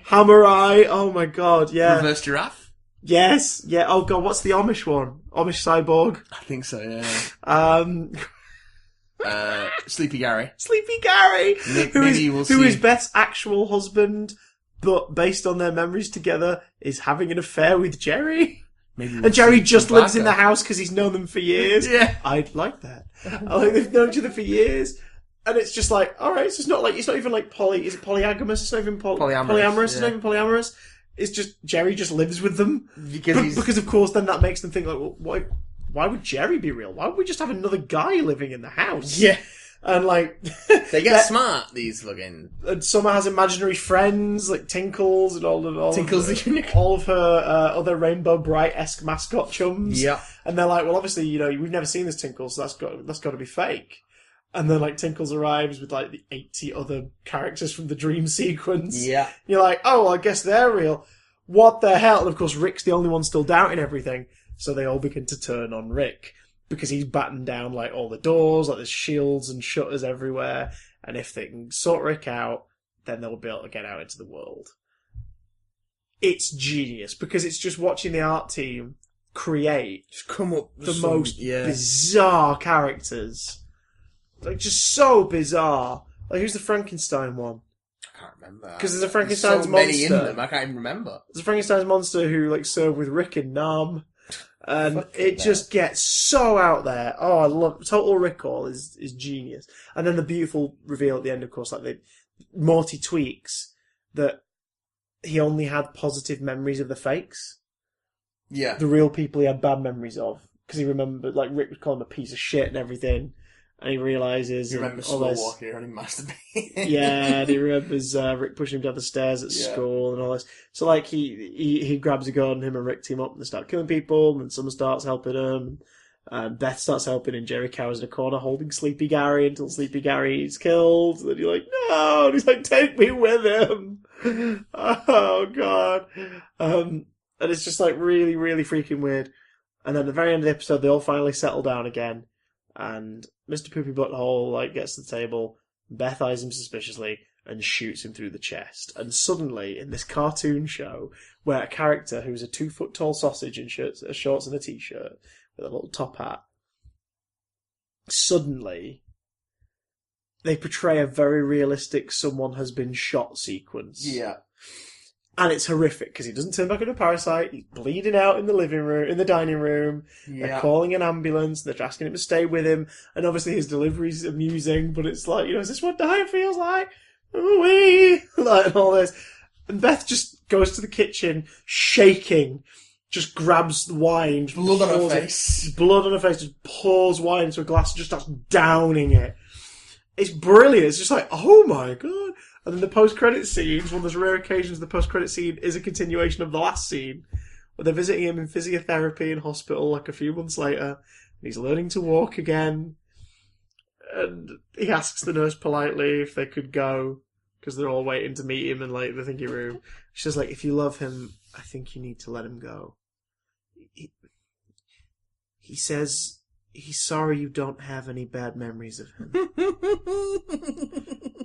And that's where they leave it. And it's just like, oh my god. But let's briefly talk about the last episode of Series 2. Yeah. Because that was the one where they just, like, Series 1 ends with them freezing time and stuff, and it's a funny moment, and then Series 2 picks up with them about to unfreeze time and something goes wrong. But that wasn't, like, you could watch the start of Series 2 and not have seen the end of Series 1 and be like, oh, they froze time and they've been dicking about, now they're going to put time back to normal. Yeah. With Series 3, you really have to have seen the Series 2 finale to get the benefit for Episode 1. Yes. So, Rick and a bunch of his cohorts are, like, known for massive crimes by the Galactic Federation. Turns out it might actually be more freedom fightery kind of things, like they're trying to fight against the oppression of the government, but maybe there's more to it, we still don't know yet. But Rick goes on the run after his friend's wedding, turns out to be an ambush. Takes the family with him, and they live on the small planetoid. And after basically hearing like how he's ruined their lives from a distance, like he's listening in on them, he decides, fuck it, I'm going to hand myself in. Like, a character who just puts himself before everybody else goes, fuck it. So he leaves the planet, he calls the Galactic Federation claiming to be Jerry, and says where they are, and that Rick has gone to this bar somewhere, and then he has his last drink, and he steps outside, hands above his head, ready to be taken in. The family gets him back to Earth, which is now overrun by the Galactic Federation, who have made it, quote-unquote, better. Everyone's employed, working for the Galactic Federation, but everyone's fed a diet of pills. Yeah. The calendars are different, so Summer's now in her 30s, and Rick and Morty likes being 29 or whatever it is. Yes. He's still clearly 14. But, like, Series 2 basically ends with, like, Morty never wanting to see Rick again. Summer thinking that maybe, Rick has sacrificed his freedom to get them here. Beth sort of trying to just move on. And Jerry being absolutely delighted Rick is gone and the fact that he's got a job again. And it's like, screw Rick. Series 2 ends with Rick, a really cool cover of Hurt. Is it Hurt? Yeah. Who was it by originally? Who's the first Nine Inch artist? Nails originally. Nine Inch Nails. I was thinking of the Johnny Cash version. Yeah. I am a basic bitch. But it's a really good cover at the end of the episode. And he goes into jail and, like, one of the other convicts is like, what are you in for? And he goes, everything. And that's the end of the show. And it was like, oh. Apart from the post-credit sequence where Mr. Poopy Butthole turns up to Yeah. remark, Turns to the camera and is like, what oh, an ending, huh? remember me, Mr. Poopy Butthole, episode 204. He's taking his pain medication. Please help me get through the day. Ooh-wee. And he orders a pizza and he's just like harassing the pizza guy. Like, what do you think's going to happen? He falls to the floor. He's like, find out Rick and Morty season 3 in a year, 2 years, maybe more. Ooh-wee. Well, that 2 years has passed. It was 2015 that last season. Yeah. Nearly 2 years has passed. It's summer 2017. We've got it, son. Now, this first episode originally went out on April Fool's Day on Adult Swim in the States. Yeah, basically, Adult Swim always play a prank on April Fools in some way. One of their most popular ones is just playing The Room. Like 3 times in a row. That's one of their favourite ones. They just play The Room. well, what they did with this was play this on loop, Yeah. unannounced. Yeah, because Rick and Morty Season 3, as recently as like 3 or 4 days before, someone had asked one of the creators online, when are we getting Season 3? As people annoyingly do all the time, because they don't realise that it's got to be made before they tell you. Justin Roiland and Dan Harmon had come out and said like they were having trouble getting it finished. Yeah, and Like, they've admitted it was yeah. their relationship. They weren't able to make things work, and they were worried that they were rushing, and they were arguing a lot about it. Yeah. And they didn't want it to go down the pan because of the stress of getting it out. Yeah. So they took a bit longer, and it seems like they just needed that breather, because I guess it's come sooner than I think they were anticipating. Principal photographer animation began early February this year. Yeah. And by April 1st, they had episode 1. So, episode 1 goes out on Adult Swim. Adult Swim's lineup that night was like the usual lineup. It had other things announced, but those programs were never meant to go on. It just played the first episode, the Rick Shack Redemption, on a loop for, I think it was 6+ hours. It was a while. So if you watched Adult Swim that night, you definitely caught episode 1 of season 3. Yeah, and now it's up on Netflix. Yeah, it was put up on Facebook, several sites got hold of it, and they let it ride. They just let it stay online for ages, because they realised it was free publicity, I guess. But then about 3 weeks ago, it started getting copyright stricken and taken down and everything on YouTube and Facebook. People were like, "Oh, why have they left it? Like, why were they fine with it for so long?" A couple of days later, the announcement came out. Yeah, Rick and Morty season 3 drops in 3 weeks. Get ready. It's like, okay. Now, as far as I know, in the States, they showed that episode again before the series premiere proper, which was episode 2. Over here, episode 1's up on Netflix as of this recording. Let's talk about it. This is a continuity-heavy series opener. Oh, yeah. We open, like, I think they imply that it's a couple months after the end of series 2. Like, Jerry's in the swing of his new job. Morty's got to the point where he's like, good riddance about Rick. And Rick is at the point where they've started to interrogate him about some of his information, because they're like, well, you're going to die in here anyway, in jail. Yeah, so we may as well get some stuff from you. Nathan Fillion as one of the bug people. Yes. Is trying to infiltrate his mind. And Nathan Fillion playing Cornelius Daniel. I like it. I like the naming conventions for the aliens. Cornelius Daniel, appears in basically a dream state for Rick, where he's imagining him and the family are at Shoney's having breakfast. Shoney's is a real restaurant chain. I know. And he's basically just like, right, okay, you figured out this is a dream state. Okay, here's how it's going to go. I want to know how you created your portal gun. Yeah. Like, you're going to die in here at some point, so you may as well give us that information. We know you're not going to give it to us willingly, so let's go through your memory. Let's find it together, you and me. Like, it's basically interrogation through friendly interaction. They're like, you're going to die, so eventually, like, while we're talking, you're eventually going to give up. And you're just going to show me where you got the portal gun. And if you don't, your brain's going to rot and die. So, sure, we don't find out, but you're dead. Whereas if we do find out, we'll switch the machine off, put you back in your cell, you can live a bit longer, blah, blah, blah, blah. So Rick takes Cornelius Daniel back to the day he invented portal travel. Which, based on what he shows him, is the day that his wife died. Now, we know that Rick was estranged from the family for a while, and they only just came back into Beth's life a few years ago prior to the series starting. So, which might be why Morty's, goes along with a lot of it, because it's the grandfather he never really knew, so he's kind of fascinated to spend time with him and get to know him. And we get the idea that Rick is in, Series 1, we found out that his catchphrase, wubba lubba dub dub, actually means I am in a great pain. And it's like, oh my god. I am in great pain. So he's in a really bad place.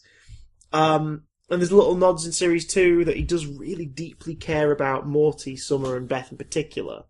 But Morty the most, probably because he looks at Morty as like, you're me without the mistakes I've made. Yeah. Again, getting pretty deep for a silly cartoon. So... Where's we going with this? Oh yeah, so but you get the suggestions that he walked out on Beth when she was younger. Well, yes, she says as much.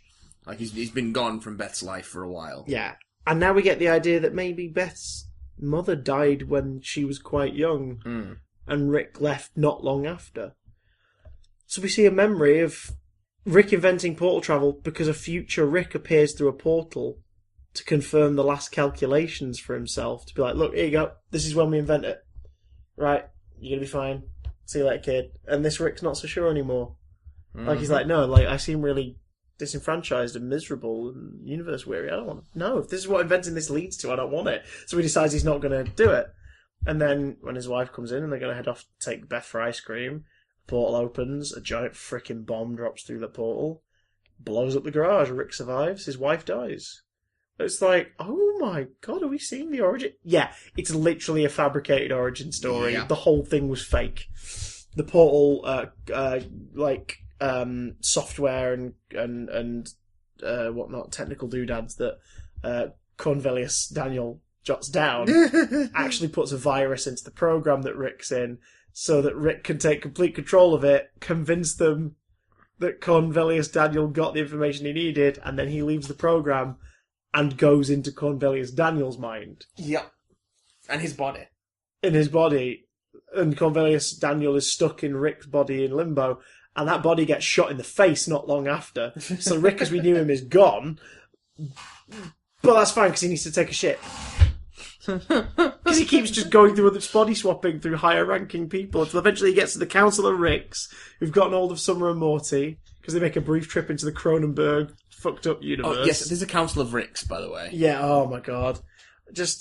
It's so continuity heavy, but it works, I think, because it's a character piece. Yeah. It's about being disappointed in your heroes. Summer's like, no, I believe my grandpa's still out there and we're going to save him. And Morty's like, leave him. He's a scumbag. It also works. It's not worth it. He leaves you behind. So why should we bother with him? It also works as a character piece because it's funny. Yeah. And work being continuity heavy because it's funny. Yeah. And works as high concept sci-fi because it's funny. It works. All these things make it work because it's funny. Mm.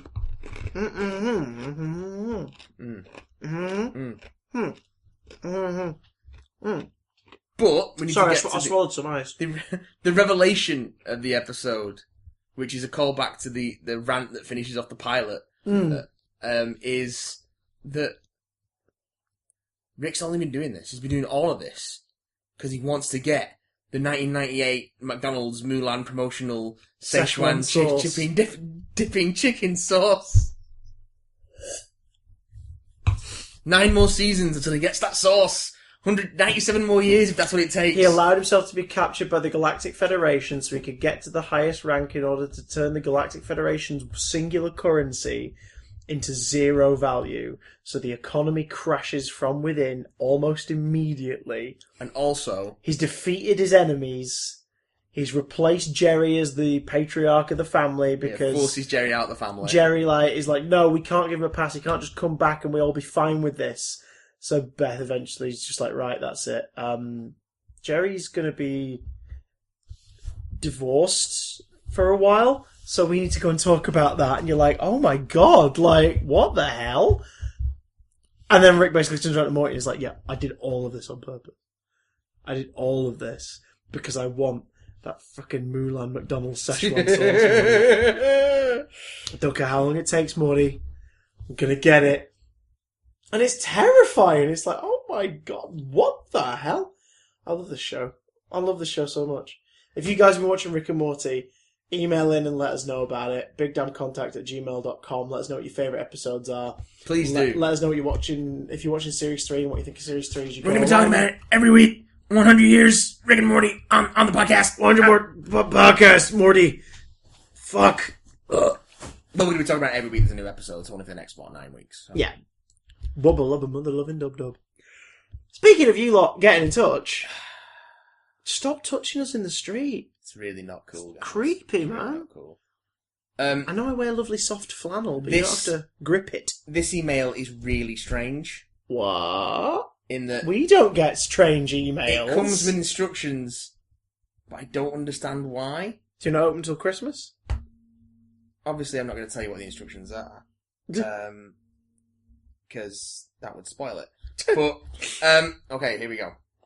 The title of this email is, Why is the TripAdvisor owl actually Satan? As far as I can tell, this has no relation to anything else that's in the email. Okay. Also, Hey YouTubers, it's Charlie here. Just want to send a little email. I am very busy this week milking all the Comic-Con stuff for gullible fans to get views. I don't know why I needed to say that, but that's apparently how I needed to say it. Wait. Give me that sentence. Give me that sentence. Without the accent. Where is it? Go have it done. Give me the sentence. Hey YouTubers. Where is it? Hey YouTubers, it's Charlie here. I just want to send a little email. I'm very busy this week milking all the Comic-Con stuff for gullible fans to get views. Oh look, I just raised myself $3,000 for saying that Suicide Squad is a movie. There's a movie and it's superheroes. And did you know that Squirrel Girl's a superhero? She might be in Suicide Squad too, even though she's owned by Disney. Basically, it's a dig at Emergency. How the fuck are people watching this? Oh, right, okay. Yeah, when they said obnoxious American accent, they didn't mean Cousin Paulie. Yeah, that's what I'm walking here. I think of obnoxious as something like this. Anyway, also, apparently, give me your glass. Oh? Apparently I have to do this. Oh. I don't know why. When typing my email, I knew who the 13th Doctor... This is for me, by the way. When typing my email, I knew who the 13th Doctor was, but, I do think the media have had a big, damn huge field day with this story and will forever about how most of the fan babies cried, even though Smith and Capaldi's casting really split it. Even though most people were ready to give up on the Doctors of them whoms anyway. Jodie Whittaker being cast as the Doctor has fixed no actual problems within the show itself. It's gone towards fixing a diversity problem, but yeah, I mean, most of the problems with that show were with the scripting and production and all. It's definitely gone to fixing an external problem, which is people's interest in the show. Yeah, I think people are more interested now. The casual audience are likely to all come back to dip a toe at least once next year for an episode. Yes. And might stick around, who knows? Also, I wanted to make a Game of Thrones joke. Spoilers, I can't believe that fan favourite character died. I don't watch it, so that has no relevance to me. Has a fan favourite character died? I know that's the joke. The joke is ha ha ha ha ha ha ha ha ha ha ha ha ha ha ha. Possibly. I mean, it depends on the fan. Mr. Season of John. Did you enjoy the attic and your Sarah Jane Adventures marathon? How was Cudlack? It looked utterly brilliant. Doctor Who, how was the attic?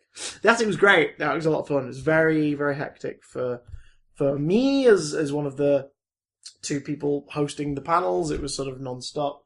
We continued on.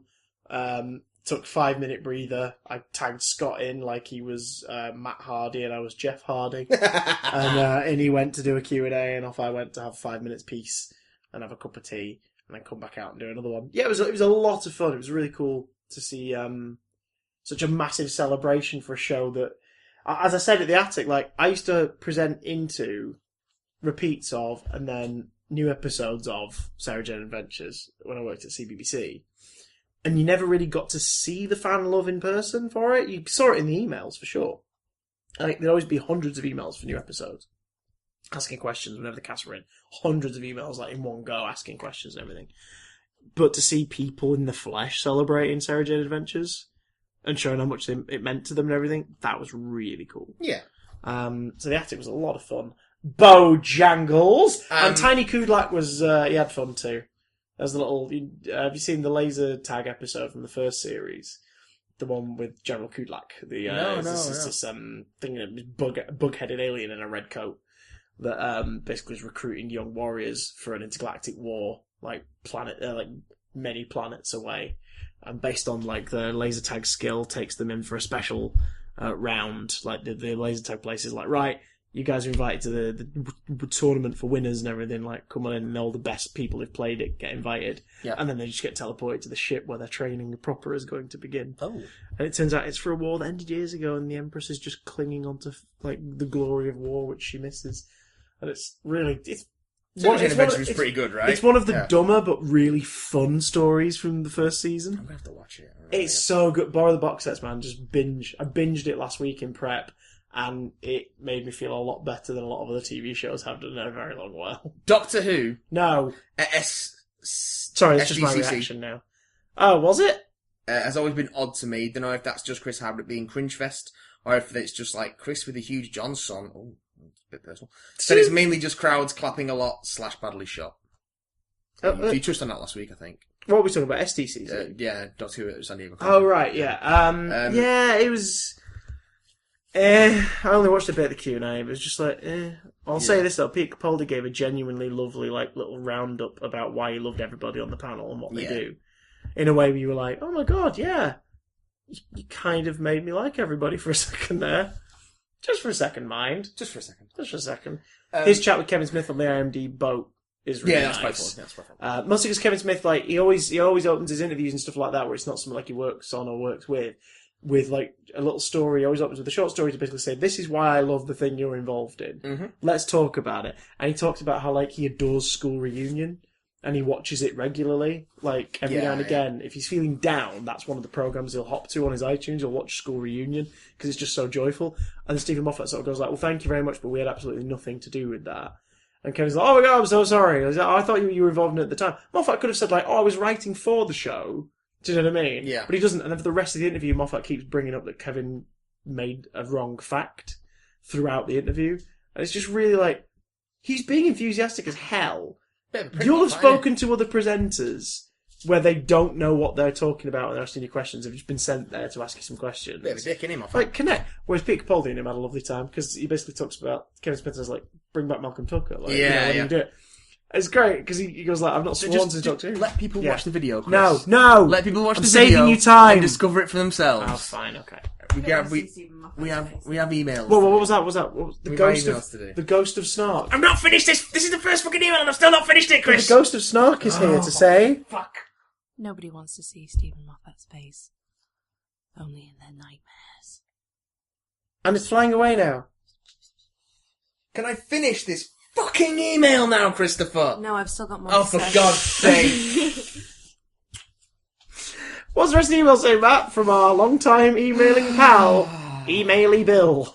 As Lydia's left 5 Who fans...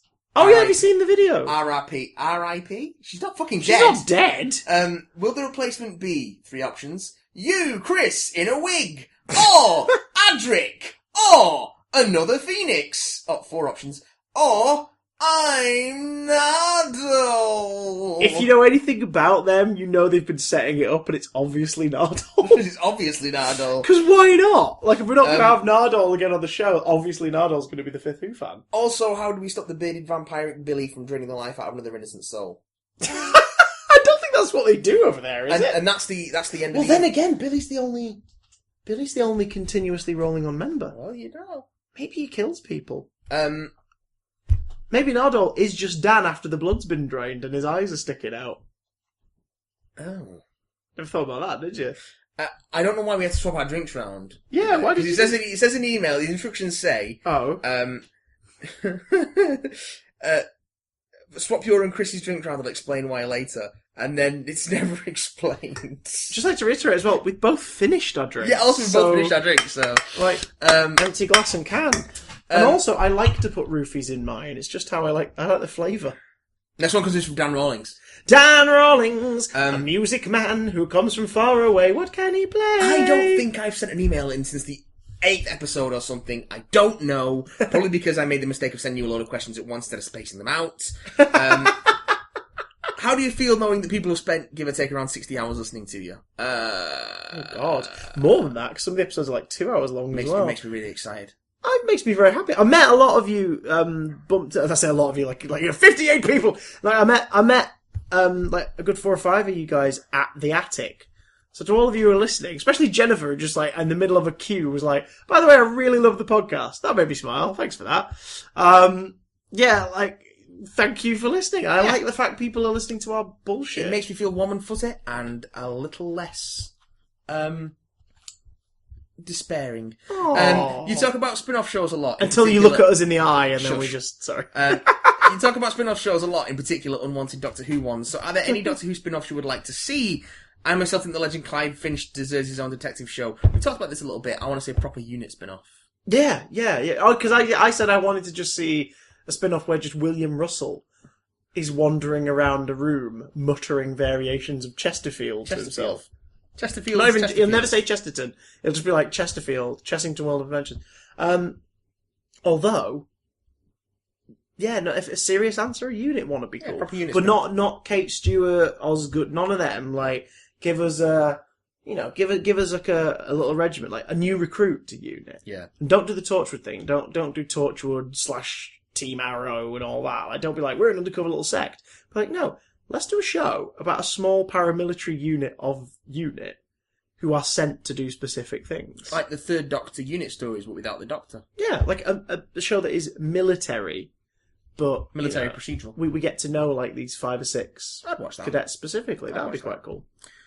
Also, I'm in an upcoming musical and was wondering if you have any tips for nerves from singing or just generally speaking on stage, as I know Chris has been in a number of pantos. Yeah. I've also performed on stage in musicals and in plays. Matt has musicaled the living fuck out of the stage. I've done like a handful compared to the stuff you've done. No, you've done well in terms of a strict number of actual numbers of shows and times you've been on stage. Wanky physical theatre doesn't count. Yeah. I'm talking about musical. No, I mean in terms of pantomime, you've done more performances than I have. So no, but not variety of shows or characters or indeed musical styles. But regardless, take the compliment. The point is, tips for nerves. They're always going to be there. Yeah, like just embrace them. Then you're never not going to be nervous. It just takes practice to sort of rise above it. That's all. Yeah, and the only way to get over them the first time is to just say, "Screw you guys," and just do it. Yeah, take the dive. You just sort of do it, and you never stop being nervous. But it kind of there are certain situations where you don't get. Nervous. As you do it more, you become more confident. You don't get as nervous, but you're always going to have that sort of fear, and that's okay. That's the thing you can embrace and let that happen. Yeah, like you were saying in terms of like number of performances, like the recent stage thing I did was Panto last year. That was 64 performances in total. Every single one, bar the last one, just before going on stage for my entrance, I felt the same way. Yeah. Every single time. Yeah. You will. Like, I knew I was going out there. I wasn't going to stop myself going out there. I was like, yeah, of course I'm going to go out there on my key. I'm going to do that. But you still kind of feel that, and it's not a bad thing. Like, it feels bad the first time, and then it just becomes part and parcel of the night. So just go with it, mate. And have fun. Have fun. Let us know what you're playing as well. Let us know what the show is. Let us know what part you're playing. Yeah. That'd be pretty cool. Cheers, Dan. I probably won't contact you for another 30 episodes. Oh, let us know in another 30 episodes how it went. Yeah. Let us know what you're doing. Wait, another thing, how many emails do I have to send in before I can work my way up to the Tom Monty tier of having my emails read in a particular voice? No, we actually get Tom in to do the voice. Like, yeah, Tom he's a very, very generous individual. We give him a heads up. We give him a 10-minute heads up. Why did we start doing that voice? I don't know. I'm not sure. I think it's because he sent in one particularly long one. I think I was doing Vincent Price, and then it just came. Hello, I'm Tom Monty. Monty. Yes. Darkness falls And then Dan- across the inbox. Dan sent a little follow-up asking, what do you think about Peter Davison and the Twitter storm? Turned out to be a non-event. Yeah, really. It turned out that statement was taken out of context. I mean, it's a silly thing to say anyway. Yeah, I don't agree with him. No, but when you see the full But, thing, yeah. he's not saying it's ridiculous. He's saying some people will find it difficult. I kind of get what you're trying to say, but like, yeah. Yeah. Like allegedly what he didn't say was it should never be a lady, but it was taken that way without the full he stuff didn't read. actually say that. So Yeah, so it's like I think people should calm their tits, but at the same time, it is sad that he's left Twitter because of it. yeah, He said he's gonna. He said As he's people do. gonna wander. He's gonna go wandering off for a bit. yeah. And it's just like, oh man. just let it go. Let it go. What I love about it is like Colin Baker obviously got the most triumphant sort of like positive in there at the start. Like he gave a really big yes, that's brilliant and all this. Peter said nice things at the time and then like said something that was controversial that got taken way out of proportion and everything. Sylvester McCoy just did a really cute little video from a convention he was at that someone filmed him doing where he's like hanging in a stock. Just saying to her like, well done, make sure you don't get too tied to the job like I have, oh dear, or something like that. It's just being Sylvester McCoy. Sylvester It's like, McCoy. why has that one been lost in the melee? Like, I want to see that. Positivity, man. It always gets outshined. Luke sends Also, in... he's like 4 foot tall, so you'll see other things Yeah, that's first. Luke sends in, hey, it was great meeting Chris at the attic. Yeah, Ginger Luke, woo! I will just ask you two to list your top SJA episodes / moments. I haven't watched enough SJA to really properly answer this question, so Chris, give me your top 3. Okay, well, I can tell you a moment that you'll probably think, oh, actually, that is quite cool in general, even if you don't recall it all too well. Yeah, but do it quickly. Because it's not a Sarah Jane moment, it's a Doctor Who moment. Because I want to get When out they of it first, before midnight. when Sarah Jane Smith and Luke and Mr. Smith rock up in Stolen Earth, Oh, that yeah, is like, yeah. oh Yeah, shit, that's really the Sarah Jane Adventures! That's really good. Like, it's the feeling of that. I remember watching that go out and being like, wait, what? Because that was between series 1 and 2 of Sarah Jane Adventures. Yeah. So Yeah, the show had started, and the ball's rolling. So that was very cool because it was immediate validation that, hey, that thing on BBC 2 and BBC 3 that's been around for 2 years, I think on CBBC that's been around for a year. Guess what? We are all one big family. Yeah, yeah. And here it is. That was very cool. Plus, it started this weird running joke of like whenever the kids cross the road, they nearly get run over, which doesn't really happen in the show, but Doctor Who reference it because it was a joke on set. Yeah. In Yeah. End of Time, like he saves Luke from being hit by a car, Yeah. and that was apparently a reference to an in-joke. So it's Fair like, fair enough. Oh god. 2 more. I won't go into full moments and stuff because, like, if you buy the DVD, which we'll definitely link to when the Attic put it out, the DVD, which includes all the talks and everything. I do talk about my love of the show and a couple of the panels. It's for charity, right? It's for charity. That's Yeah, why so that's go why buy the that's what I'm DVD, saying. yeah. Well, yeah. So when it comes out, we'll give you the link because all the money goes to a good Well, cause. give us a tease. But if I was just to be as basic as my favourite like episodes, for example, Top 3. Just top 3. Oh, in no particular order. The Curse of Clyde Langer from season 5 is absolutely tremendous. It's like this whole thing with a totem pole and a museum curse and everything gets screwy and basically anyone who says Clyde's name and begins to immediately detest him, like it makes him feel violently horrible to even think about him. Yeah. So he's eventually kicked out. He gets to the point where he's homeless. Because it's like he can't go home. Like it's horrible. It's really freaking horrible. That is And horrible. Sky is the only one who's unaffected because she's the most recent addition, and she starts to force everyone to face like, why do you hate Clyde? Like what? And they're like, stop saying his name, and they're getting really Because I sort of- keep wanting to say Clive! but you know what I mean? It's this whole thing of Yeah, like, yeah. oh my god, and they're forced to sort of tune in on it whilst he bonds with this homeless girl and everything, and it's so good, and it's a grateful for script, and Danny Anthony's amazing in it. I love the Trickster episodes. The Trickster stories are absolutely phenomenal, but the one that you get the most bang for your buck in is, well, I suppose the wedding of Sarah Jane Smith with David Tennant, but out of those 3, I think my favourite is the Temptation of Sarah Jane Smith from series 2, where she's taken back to the Foxgrove Fate. Like there's a hole in time opens up. And there's like boys running around from the 50s or whatever. He's running around. So they take him back through this hole in time that they found. And Sarah Jane like calms him down, comforts him, and walks him back through. They go to the thing, and she realizes that she's outside of the village she grew up in.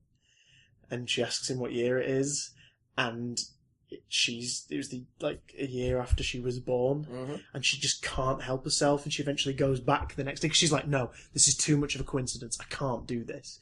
But she goes back the next day, and Luke comes with her, and basically she's there, she meets her parents, who who she's always thought abandoned her when she was young because her aunt Lavinia.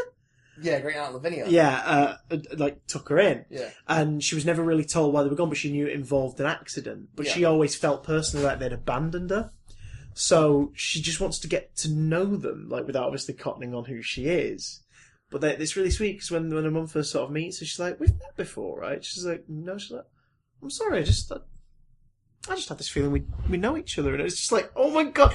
And you're watching Liz Sladen play this, like, the reactions to this stuff.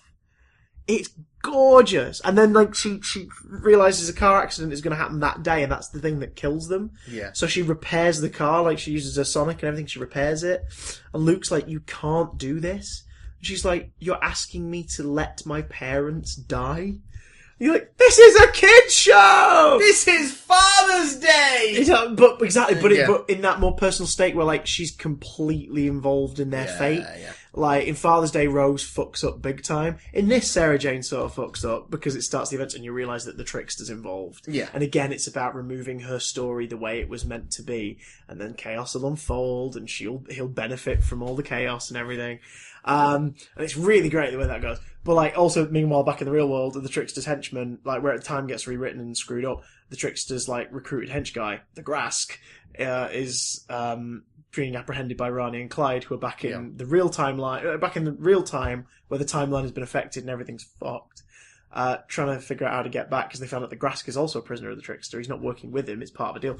It's great. It's absolutely brilliant. Get on with it. And then if I had to pick another off the top of my head, oh God, Death of the Doctor. Death of the Doctor. Death of the Doctor's amazing. Matt Smith, Katie Manning, David Bradley voicing the Shan Chief, which is great. I can't remember her name, but the unit officer who's essentially turns out to be the villain of the whole thing. She's freaking brilliant. And Matt Smith scenes are great, and there's a wonderful moment. It's the only time you get to see Russell T Davies write for Matt Smith. Yeah. And it's brilliant. It's one of the few Sarah Jane stories he wrote fully himself. We've talked as about well. this one before, I think. It's so good. The bit where him and Clyde, like, he's found them and he's backing out the ventilation shaft, and Clyde's, like, crawling towards him, so they're face to face while they're backing out of this thing. And Clyde's just like, it's amazing. He's like, I thought your eyes would be the same. He's like, what? He's like, I thought your eyes would be the same, but your eyes are different as well. It's like, are you always white, or can you be different things? I can be anything. Really? Yeah. Like, how many times can you do it? 512. And they just keep backing out of the thing.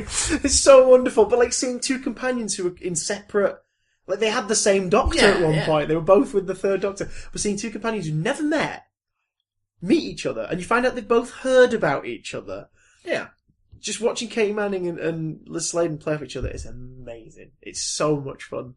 And then throwing Matt Smith in, and you're like, oh, this is weird, because I know who those two are. And he's that young whippersnapper we've just had a year of. I don't know who that is. And then they have a lovely scene together in the second episode with all three of them. Yep. And that's one of the scenes where I was like, he's the Doctor. Like, I believe that that's John Pertwee. I believe that that's Tom Baker. Yeah. The way the three of them are acting together, I buy it completely. It's so good. Sorry I went off on a tangent. Good. You always go off on tangents. But I love that show. Sorry. This was supposed to be an hour-long show, Chris. Oh, screw it. This was supposed to be an hour-long show. That's true, but we talked about Rick and Morty, and it's so Chris, good. Yes. Did you get the picture I tweeted of the bathroom buddy? I think I saw it. It was a very hectic day of tweets the day afterwards, so I will search back through it. Tweet it back at me to make sure that I get it. I've had a lot of mentions this week, because I did one of those Doctor Who pick the episode that got you into favourite and thinking, and people on Twitter keep forgetting to untag people who aren't connected to conversations. So I'm getting responses to, like, something that a producer that I've never met in my life tweeted 4 or 5 days ago. So it's been lost in my mentions. Tweet it at me, brah. Also, please give a return for Guy. A return? Please give Guy a return. Just give it. Oh, what? To this? On the show, I imagine. Have him on the show. Well, Guy can never. There's an unwritten law. Guy can never be in the Big Damn Cast. But maybe Father Christmas could make a return to the Big Damn Cast. We'll see. Luke also asks, shall I make a 9 is 10 esque podcast for SJA? Don't ask us. Do it if you want. If you want. I mean, you've missed the deadlines, but... Yeah, I mean, it's longer than 10 years old, but if you want to do that... I would say so. A lot of people have been inspired by the attic and the run-up. A few YouTubers have done, like, retrospectives of the seasons and everything. Yeah. So absolutely, Luke, I'd totally watch your take on that. If you do it, let us know, and we'll put it out in the podcast. Yeah. Finally from Jacob. Finally. The man with the golden knees. Hello, Big Damn Cockers. How are you? I still stand my hatred of the ruddy shite TV show Riverdale. You can't please them all. I've still not watched it yet. I was thinking you guys you and guys should do a commentary for Love and Monsters, the amazingly good episode of BBC TV's The Doctor Who. Hey, if Matt doesn't want to do it, I'll happily stand in for him, and me and Christopher Logopolis Johnson can watch it together. I may have just made all of my past and future opinions redundant by saying that, I can see an angry mob coming down my drive, be right back. Now that I've fought off a mob of enraged Doctor Who fans, I just want to say thanks to you guys. I'm one of the highlights. I mean, we can constantly make me laugh and say thanks for everything you do. Oh, you're welcome. Thanks, Jacob. See, I would rather do a Love and Monsters commentary. I'm going to say this. I'm not shunning you, sir. I'm not rejecting you. I would rather do it with another person who also weirdly likes it like I do, just because then there'd be a one thing on the internet that was a positive look at Love and Monsters. What, like Father Christmas? No, I don't know if Father Christmas likes it. I think Billiam Tracy likes it. Does Billiam Tracy like it? I believe Billiam Tracy likes it. So, at the same time, it would be nice to have a different opinion one, but I think the internet has enough... The internet needs some Love and Monsters positivity. Yeah, it needs some love. It was my worst episode. And monsters. I know, that took me by surprise, even in a world with, like, the girl who died and the woman who lived. Yeah, but monsters, though. And the witch's familiar. It's the paving stone stuff. Kill the Moon. It just leaves a sour taste. I like Kill the Moon. Leaves a sour taste in someone's mouth. Oh! Now, Doctor Who question. What's your favourite... Wait, let's reluctantly answer this. Okay. What's your favourite comic book which uses the unitard of Doctor Who? Favourite what? Comic book. Comic book connected to Doctor Who? Yeah. Ninth Doctor ongoing. But if you're going to pick up one thing and randomly read it, I highly recommend picking up either The Forgotten, which is a short multi-Doctor story using all of the first 10 Doctors, which is just fun and daft and silly. Or pick up Lost in Time? Or The Lost Dimension. There was a crossover event with IDW about 3 years ago for the 50th anniversary, where it's with all 11 Doctors. And it's both of them work because they're not just multi-Doctor for the sake of it. It's individual stories, and each story with each one has a linking clue that relates back to, in the first book's case, the 10th Doctor, in the second book's case, the 11th Doctor. Plus the villain of the 11 Doctors one is kind of a brilliant twist. Because it's someone we've met before, but they're not a baddie. Yes, you talked about it works well. I would say I really like the old DWM strips, so... The Dave Gibbons, Tom Baker stuff. Grant Morrison did a couple of Colin Baker ones, which were really weird, like World Shapers and stuff like that, which are good fun. Probably the early Dave Gibbons stuff with the Fourth Doctor and the early issues of Doctor Who Weekly, as it was then. Yeah. Do the David Gibbons. Well, since it's that time again. Yes, that time to sign out, guys. BigDamnContact@gmail.com. Once again. I thought we'd tease a bit of upcoming content by giving you some tips. Do you have to? For the Crash Bandicoot Warp. Must you do this? The best of the Crash Bandicoot games. Oh, Christ alive.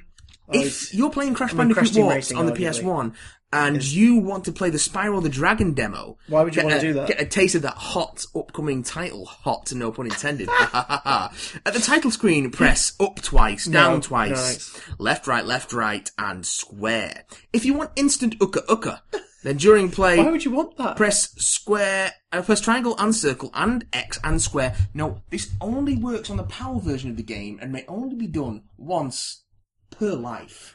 BigDamnContact@gmail.com. You can hit us up on Twitter, of course, at BigDamnCast. Go to level 14, Road Crash, and start the race. We'll see you next week for some more bollocks. Continue until you're chased by the giant Triceratops. When you come to the second pterodactyl. Send help. The second pterodactyl. Send help. Allow it to capture you. Please. And warp to level 32. Please. I read half of one tip and then ran half of the next. I've actually gone cross-eyed. I don't know if I can read this fucking book anymore! So we're in your hot bath.